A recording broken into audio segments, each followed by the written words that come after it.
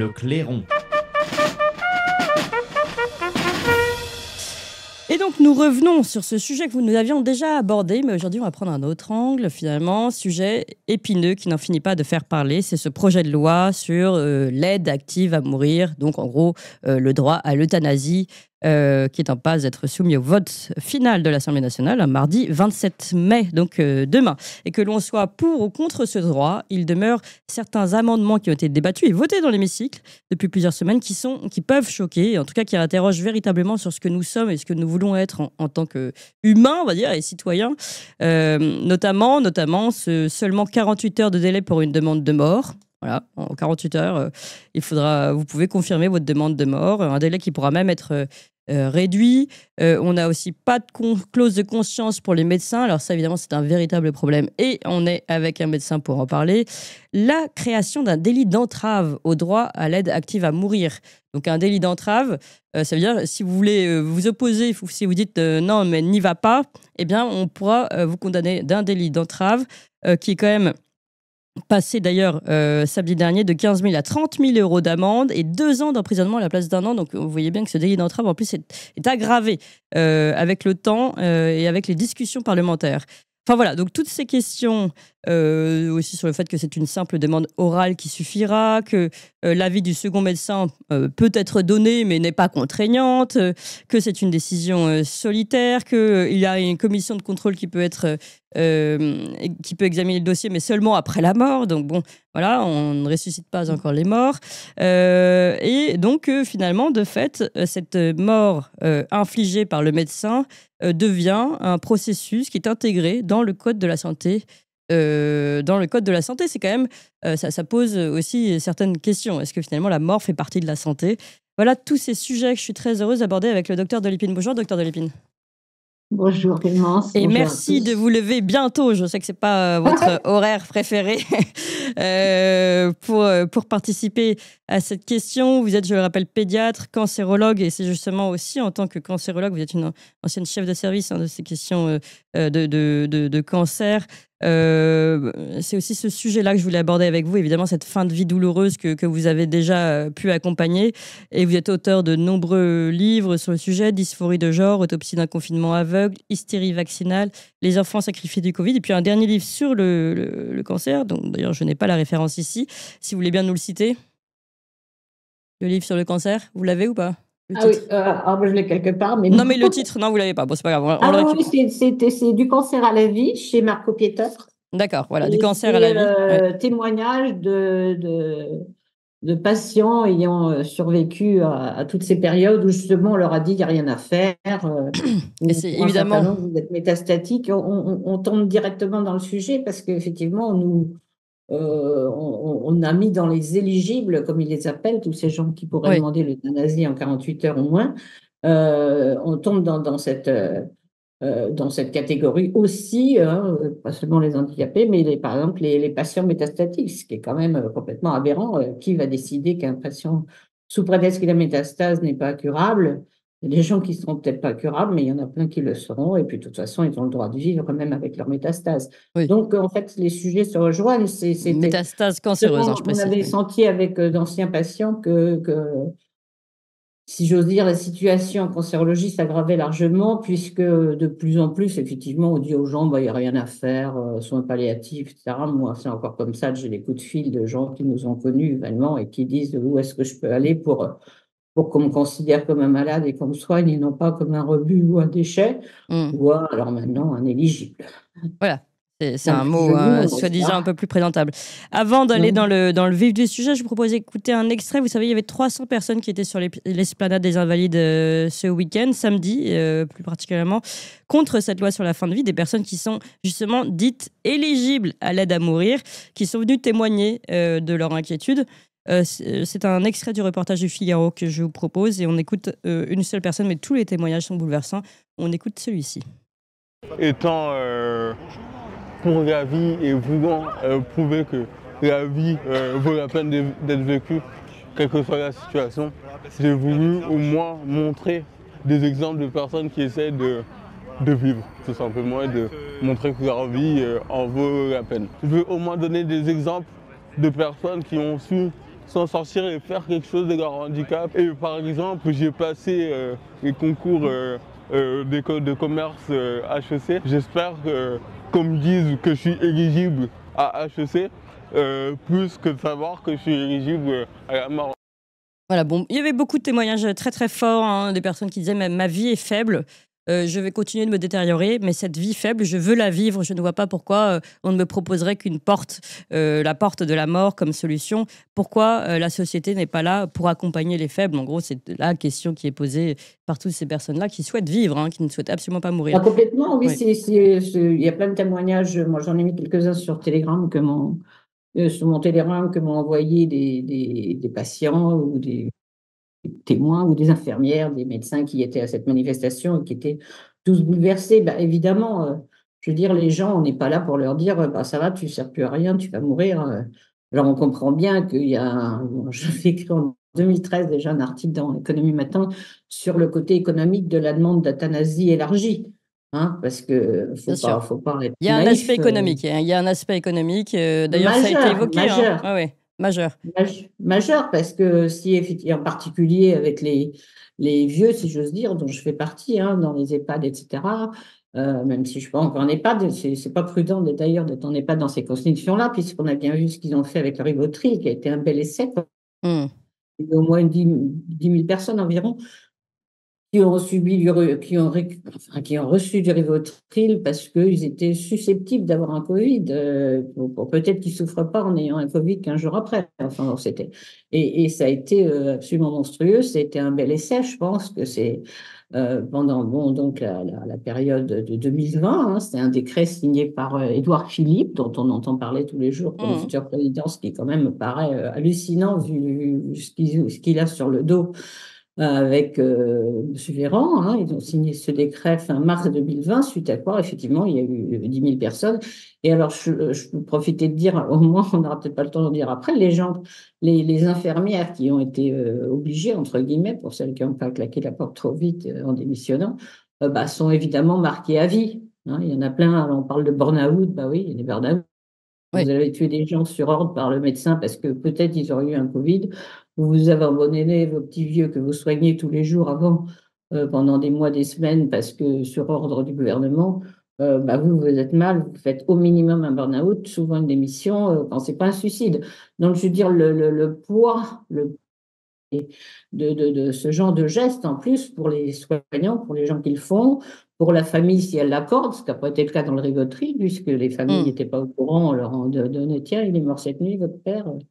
Ah ben non, vous ne pouvez pas le voir parce qu'il y a le risque de Covid. Donc, non seulement ils n'ont pas eu avant, pendant, enfin, ça a été absolument épouvantable. Oui. Mais c'était un entraînement pour voir la population. Hein. Donc, dans l'état de sidération où est encore le peuple, ben, il faut qu'il en sorte parce que là, sinon, c'est absolument tragique. Alors, vous avez abordé, docteur Lépine, notamment l'aspect économique en disant il y a les raisons économiques sont présentes et on ne peut pas les ignorer. Évidemment, faire des économies sur en gros, ce soin, cet assistanat, on peut le dire comme ça, public, social, sanitaire, qui fait que l'ensemble de la société paye pour soutenir les plus fragiles. Il y a des retraites qui ne sont plus à payer à ce moment-là. Hein. Et voilà, N'oubliez pas. Certainement. Et vous avez connu, vous m'aviez déjà raconté ça en off, on va dire, des pressions même dans les hôpitaux. Je rappelle qu'on n'a pas assez de place dans les hôpitaux. Et vous avez connu des expériences où, vous aviez, je ne sais pas si c'était un chef de service ou quoi, qui faisait le tour des chambres en disant il est encore là, celui-là. Non, non, là, il faudrait que ça se termine. Donc cette pression, elle existe, elle a toujours existé. Écoutez, et voilà pourquoi. Récent, hein, pardon, je vais juste finir pour que tout le monde comprenne. Voilà pourquoi c'est important de comprendre qu'à partir du moment où c'est légiféré et quelque chose est rendu, facile et légal et sans garde-fou, voilà jusqu'où on peut arriver. Parce que, allez-y, racontez-nous l'expérience et on va voir qu'évidemment, c'est des choses qui existent depuis longtemps, mais qui jusqu'à maintenant étaient un peu cachées ou feutrées, voire limitées, parce que justement, il n'y avait pas d'autorisation et que maintenant, c'est un peu la porte ouverte à toutes ces dérives. Alors, allez-y.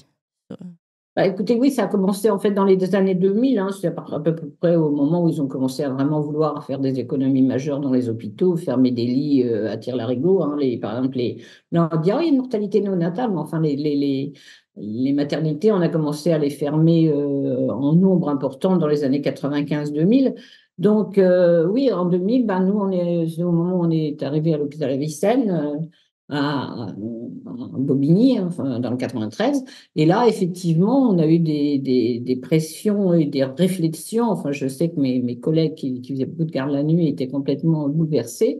Parce que quand vous aviez un petit malade ou un grand malade qui arrivait, y compris de l'étranger ou autre, et qui n'était pas très en forme, mais dont on avait bien tous compris qu'effectivement, on ne le sauverait pas, bah, vous aviez éventuellement ce que j'ose plus à parler, une infirmière, mais les cadres infirmiers qui passaient en me disant, en vous méprisant, mais il est encore là, celui-là. Et je Hmm. dois dire que cette phrase-là, on l'a toujours dans l'oreille, hein, quand on se rencontre entre anciens médecins d'Avicenne, c'est des choses absolument épouvantables. Mais bon, les petits en particulier, cancéreux dans les services de cancérologie en France, à partir des années 2000, effectivement, ont été euthanasiés de façon régulière, en le disant aux parents, en disant bon, on ne peut plus rien pour lui, vous savez, il va souffrir, c'est pas la peine, vous aussi, on va faire une petite perfusion, il va s'en aller. Vous verrez, la semaine dernière, j'ai fait avec 2 autres, ça s'est bien passé, voilà. Et c'est comme ça qu'on proposait à pas mal de parents de faire partir les enfants. On ne disait pas les euthanasies, c'était pas poli. Oui. Et voilà, donc c'est pas d'aujourd'hui. Et effectivement, ça a augmenté dans les services d'urgence, où il y a quand même beaucoup de gens qui voulaient plus y aller, en particulier des vieux, hein. Moi, j'ai eu des témoignages, et c'est effectivement de familles qui me téléphonaient en disant, mais j'ai emmené ma mère aux urgences cette nuit. On m'a dit, bah, comme elle était assez handicapée, etc., bon, on va la garder la nuit, ça va vous reposer. Et puis le lendemain matin, bah, elle était décédée. Enfin bon, Hmm. c'est des choses qui sont ni rares, ni euh, pas exceptionnelles du tout, et passées un peu dans les mœurs. C'est absolument épouvantable parce que c'est déjà passé dans les mœurs. Alors, c'est pas exactement la loi. Oui. Alors, on a quand même déjà des lois très permissives, hein, parce que là, tout le monde, moi, j'entends des gens où je vois des tweets en disant, ah, bah, il faut bien permettre aux gens de se faire euthanasier. Pourquoi pas? Moi, j'ai rien contre sur le principe, sauf que là, c'est pas se faire euthanasier, c'est se faire pousser à euthanasier avec personne qui a le droit de lui dire, bah, attends, c'est beau la vie, on peut encore t'aider un peu, tu peux encore profiter un peu. Oui. Puisque tu auras le délit d'entrave, hein, 2 ans de prison si tu vas dire à Alors, on ton va, on patient. va y revenir. En effet, vous C'est dites. Oui. hallucinant, quoi. Oui. Donc, et donc, on avait quand même, je précise quand même, il faut rappeler qu'on a actuellement légalement la loi Leonetti qui permet vraiment d'aller loin, même très loin, hein. Moi, je trouve qu'elle va un peu trop loin personnellement, puisque ça va jusqu'à la sédation Profonde. irréversible. Oui. C'est-à-dire, si le patient dit, bon, j'en peux plus, etc., endormez-moi, on l'endort et la sédation irréversible, c'est-à-dire qu'on ne le réveillera pas. Hmm. Alors, qu'est-ce qui se passe dans le cerveau du mec qui est endormi comme ça? Personne ne va y voir, puisque justement, on ne leur dort pas. Oui. Donc, moi, je trouve que la sédation irréversible, c'était déjà très, très loin. C'est effectivement à ce moment-là, dans les années 2016, quand elle a été votée, qui déjà complétait les lois précédentes, hein, que ben, on a eu beaucoup de toutes ces discussions qu'on a actuellement, et c'est comme si elles n'avaient jamais existé. Bon, moi, je suis quand même très sidérée par un certain nombre de réflexions de gens de bonne foi, hein, parce que ben, j'ai vu ma mère souffrir, je ne veux pas que ça arrive aux autres, bon, ben, d'accord, Hmm. mais sauf qu'ils ne savent même pas tout ce qui s'est passé comme discussion, et en particulier que la loi Leonetti existe. Oui. Alors, on n'a pas beaucoup de temps et je voudrais quand même qu'on aille sur cette, puisque vous êtes médecin, vous avez côtoyé, vous, la mort et la mort terrible, hein, la mort des cancéreux. Et vous savez ce que c'est qu'en effet accompagner jusqu'au bout. Et comme vous l'expliquez, finalement, je vais utiliser mot cru, mais l'euthanasie ou donner la mort, les médecins savent ce que c'est, mais ils le font, comme vous l'expliquez, un peu dans la confidence entre un médecin et un patient, dans une chambre dans le cabinet des médecins. Et c'est une discussion qui a déjà lieu. Faut pas, voilà. Sauf que maintenant, comme vous le dites, cette loi, eh bien, elle ouvre des portes à des pressions sociales, des pressions extérieures, des pressions que ce soit de la société qui disent finalement tu n'es plus qu'un rebut, tu nous coûtes cher, que ce soit aussi des pressions familiales d'ailleurs, hein. Et voilà, donc toutes ces questions qui se posent. Et vous, pour un médecin, eh bien, vous pouvez finalement vous-même, d'abord, vous n'avez plus votre clause de conscience qui est quand même gravissime. Et vous pouvez vous-même, j'imagine, vous aussi, finalement, vous risquez ces 30 000 euros d'amende et ces 2 ans d'emprisonnement si vous tentez de dissuader le patient. Ah oui, non, non, mais cette clause de conscience est aberrante. Moi, je disais toujours, et comme mes maîtres expliqué, hein, je veux dire, le colloque singulier, effectivement, je sais pas, d'un malade qui est chez lui et qui dit à son médecin aide-moi ou au dernier moment aide-moi, bah, ça les regarde, hein. Quitte on disait à l'époque, à risquer 30 ans de prison. Bon, maintenant, ça, pas 30 ans de prison pour tuer quelqu'un, malheureusement, mais bon. Mais je trouvais que ce risque médico-légal, on avait le droit de le tenir, pourquoi pas. Mais quant à faire une loi qui va effectivement normaliser, à partir du moment où on en tue un, on va en tuer 10, et puis je sais pas, tous les gens qui vont à la guerre, ils vous disent que c'est comme ça. Et puis ça va être, c'est anonyme quand même. Enfin, il y a des trucs absolument aberrants dans cette loi, du genre du consentement oral. On n'a aucune preuve que la personne. Oui, c'est ça. Oui, ouais, tout à fait. De 48 heures, comme je dis toujours, quand vous achetez un frigidaire, vous avez 10 jours pour.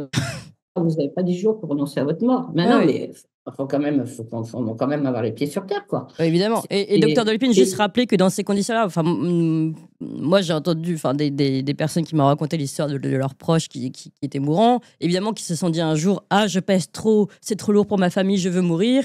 Et puis, en réfléchissant, bah non, finalement, non. Enfin, le doute dans ces moments-là est plus que présent. Donc, on ne peut pas dire juste sur expression orale.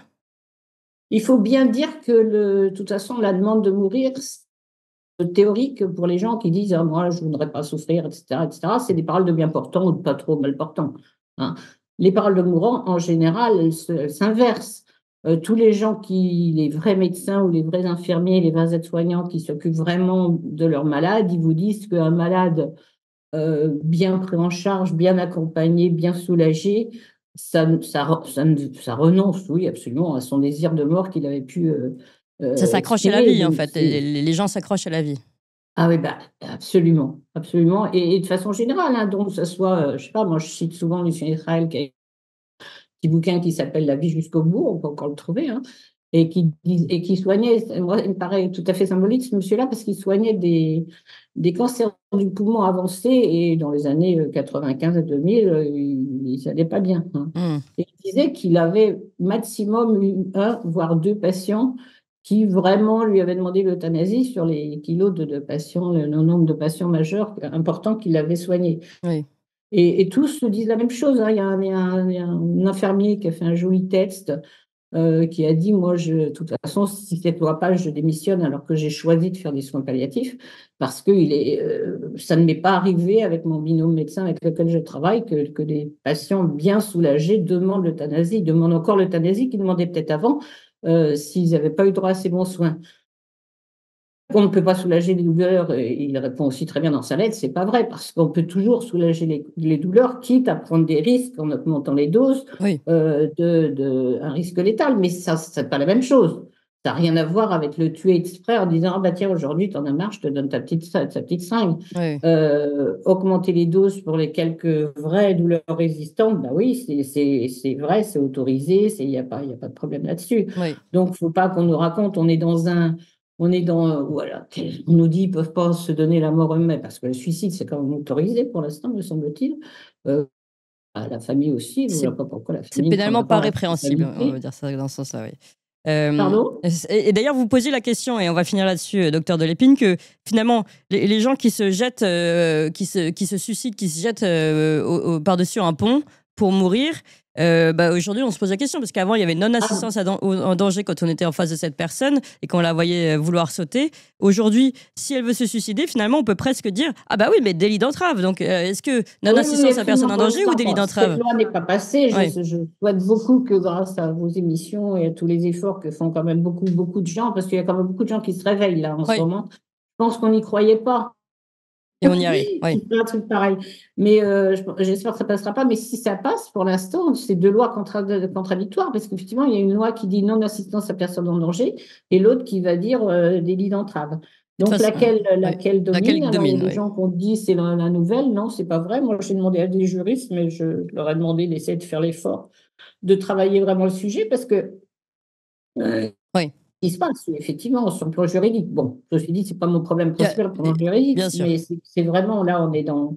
On perd tout le sens, on change de monde. Il faut quand même voir que... C'est ça, il y a vraiment un changement de paradigme. On inverse les réalités. Oui, on me dit, on change d'éthique. Non, il n'y a plus d'éthique. Oui. Docteur De Lépine... faut pas accepter ça, quoi. Je trouve qu'il faudrait qu'il y ait quand même une révolte, y compris de mes collègues, peut-être sidérés par la crise Covid, mais peut-être temps qu'ils se réveillent pour qu'il y ait vraiment un gros mouvement. Il y a des collègues hein, qui se réveillent, mais il n'y en a pas assez. Là. Il va falloir un gros mouvement si jamais ils veulent continuer à faire voter cette loi. Il faudra se battre pour parler avec les sénateurs, puis les, les députés. On ne peut pas laisser faire ça. En tout cas, vote à l'Assemblée nationale demain. Donc, pour ceux qui ont entendu le message de Dr Delépine, eh bien, pourquoi pas contacter votre député. Je rappelle, vous disiez qu'il y avait des oppositions de principe. Oui, le délit d'entrave s'oppose à la liberté de conscience des soignants. On l'a rappelé, ça c'est fondamental. Elle s'oppose également à la liberté d'expression des proches, par exemple, qui voudraient tout simplement dire ce qu'ils en pensent. Voilà, toutes ces questions qui se posent. Et donc, il faut les poser. Surtout, il faut réfléchir sur le sujet. Ne vous laissez pas promener, on va dire, par ce qu'on nous annonce derrière cette loi. Merci encore, docteur Delépine, pédiatre, cancérologue, co-auteur de nombreux... quand même qu'il y a une parole d'un cardinal qui dit que la seule chose que demande un mourant, c'est d'être aimé. C'est que ça. C'est bien de le rappeler également, merci beaucoup. C'est une main compatissante et pas une aiguille. Oui, bah oui. Et que va devenir le médecin si on pense que l'aiguille peut arriver à n'importe quel moment? Il va démissionner. Enfin, je veux dire... Ouais. Il y aura encore une vague de démission de soignants. Oui, mais il n'y a déjà plus beaucoup, donc ça va être compliqué. Du cancer à la vie, c'est votre dernier livre. On vous recevra pour ce livre justement qui parle de vie, malgré justement toutes ces personnes qui ont été dites mourantes.